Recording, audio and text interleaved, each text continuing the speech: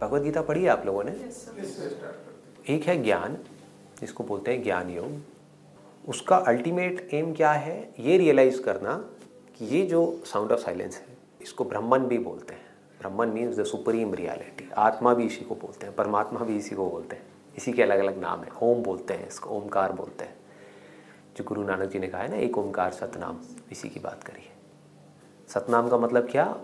वो जो सत्य है। अभी मैंने बोला संदीप, क्या ये सत्य है? आज है, कल नहीं है। ये नाम जिस तरफ इशारा कर रहा है, वो बॉडी भी और ये नाम भी। संदीप नाम पैदा हुआ और मर गया। नाम मतलब क्या? आवाज। आवाज पैदा हुई और मर गई। ये आवाज जिसकी बात कर रही थी, वो भी पैदा हुआ और मर गया। ये आवाज ना तो पैदा हुई है, ना कभी मरती है। आपने पैदा करी क्या इसको? आपके होने से पहले भी ये थी, आज से हजारों साल पहले भी थी, आज भी है और हमेशा रहेगी। इसलिए इसको सतनाम बोलते हैं। अब क्या हुआ, आप लोगों ने एक जंप मार दी। जंप मतलब क्या? कि जहां पर पता नहीं कब पहुंचना था, वहां पर अभी पहुंच गए। अब एक जंप और मारनी है। वो जंप क्या है? कि ये क्या है और मैं क्या हूं। आप समझ गए? उस दिन आपकी रियल स्पिरिचुअलिटी की शुरुआत हो जाएगी। ये तो आपने रियलाइज कर लिया, बट आपके लिए क्या है? एक साउंड ही तो है। आप कहोगे जो भी है रियलिटी है, ये है वो है, आपके लिए होगी, मेरे को क्या फर्क पड़ता है ना? अगर मैं कहूं ये आप ही हो, तो अभी समझ नहीं आएगा ना। इसको समझना है। जिस दिन ये समझ आ गया, उस दिन सारे डर खत्म हो जाएंगे, सारे डिजायर्स खत्म हो जाएंगे, सेल्फिश डिजायर्स। थॉट्स ना के बराबर रह जाएंगे और आप फ्री हो जाओगे। इसको जितना आप गहराई से समझोगे, थ्रू भगवद गीता, वेद, उपनिषद, सूफी जो लोग हैं उनकी बातें सुन सुन करके, पढ़ के, ऐसी बहुत सारे ट्रेडिशंस हैं। तो अगर आपको ये समझ आ जाए बारीकी से कि ये क्या है, मैं क्या हूँ, ये दुनिया क्या है, बॉडी क्या है, माइंड क्या है, भगवान क्या है, ये सारी गुत्थियाँ सुलझ जाए, तो आप समझ जाओ आप बन गए ज्ञान योगी। अब आपको ज्ञान हो गया, इसको आत्मज्ञान बोलते हैं। Then you are liberated. ये एक रास्ता है, लेकिन ये हर एक के लिए नहीं है। ये उसके लिए है जिसका इंटेलेक्ट बहुत शार्प हो। इंटेलेक्ट का मतलब हम समझते हैं बुद्धि, माइंड बहुत शार्प हो। तो माइंड शार्प कैसे होगा? अगर अभी आप एक स्टूडेंट हो तो पहले लाइफ में कुछ करो, तभी तो माइंड शार्प होगा। अगर आप कुछ कर ही नहीं पा रहे अपनी लाइफ में, तो आपका माइंड एक जगह पे टिकेगा कैसे?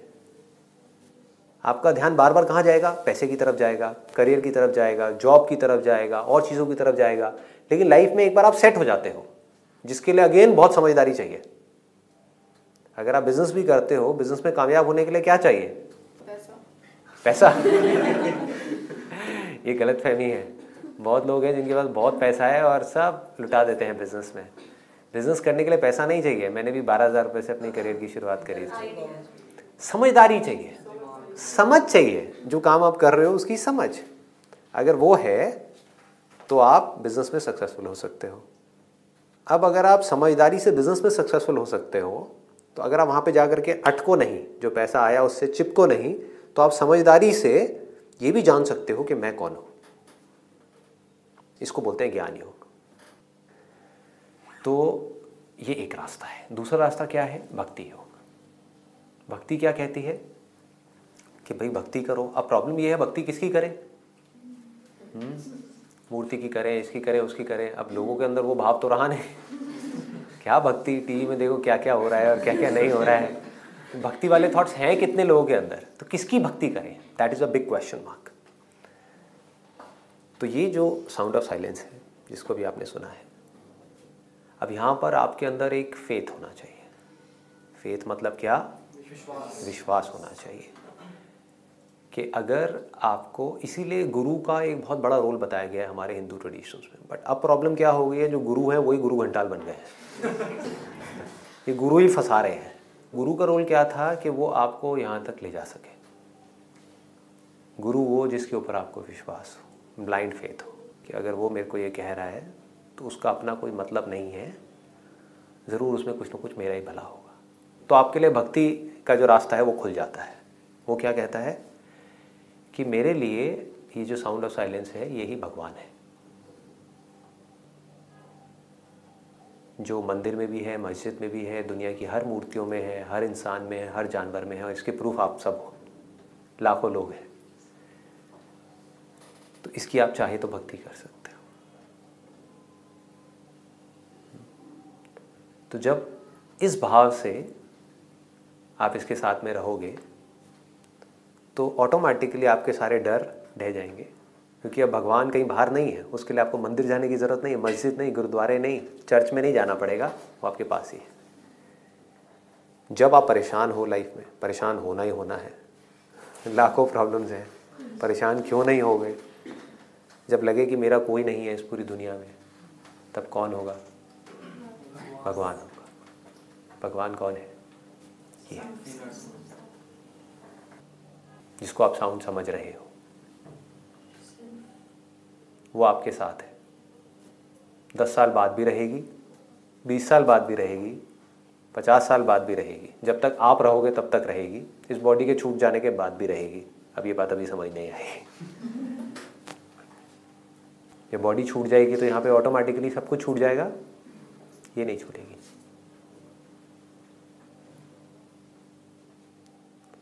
तो अब अगर ये भाव आपके अंदर पैदा हो जाता है तो यहाँ से सरेंडर आ जाता है कि जब भगवान मेरे इतने पास है तो कहीं जाने की ज़रूरत क्या है, कुछ किसी से डरने की ज़रूरत क्या है।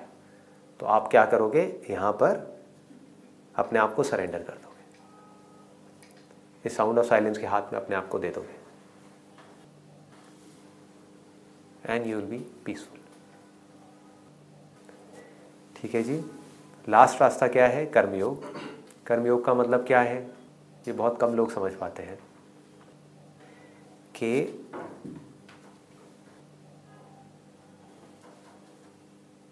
आप जो भी काम कर रहे हो किसी ना किसी मोटिव की वजह से ही कर रहे हो, नहीं तो करोगे ही क्यों? ठीक है ना, कोई ना कोई डिजायर होता है।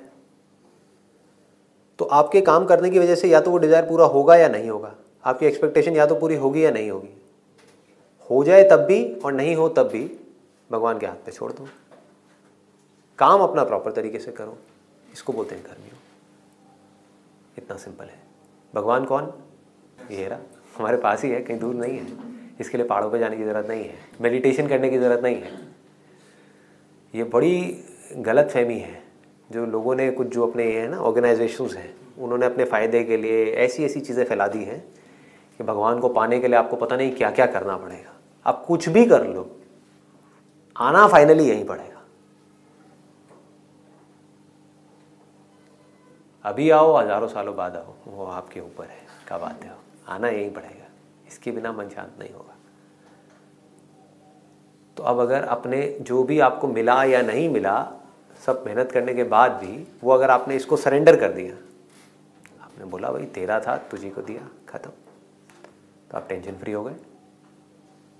नहीं किया तो क्या होगा? रोते रहो,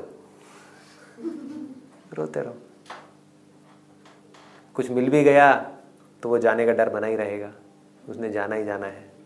नहीं मिला तो रोगे रोगे, मिल गया तो और की चाह पैदा हो जाएगी, फिर उसको पाने के लिए पागलों की तरह भागते रहोगे, फिर वो मिले ना मिले उसकी भी कोई गारंटी नहीं है। तो हर तरफ दुखी दुख होगा।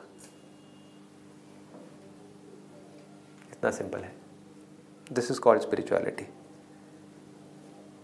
अगर ये चीज़ हमको समझ आ जाए तो धीरे धीरे हमारा जो मन है वो शांत हो जाता है।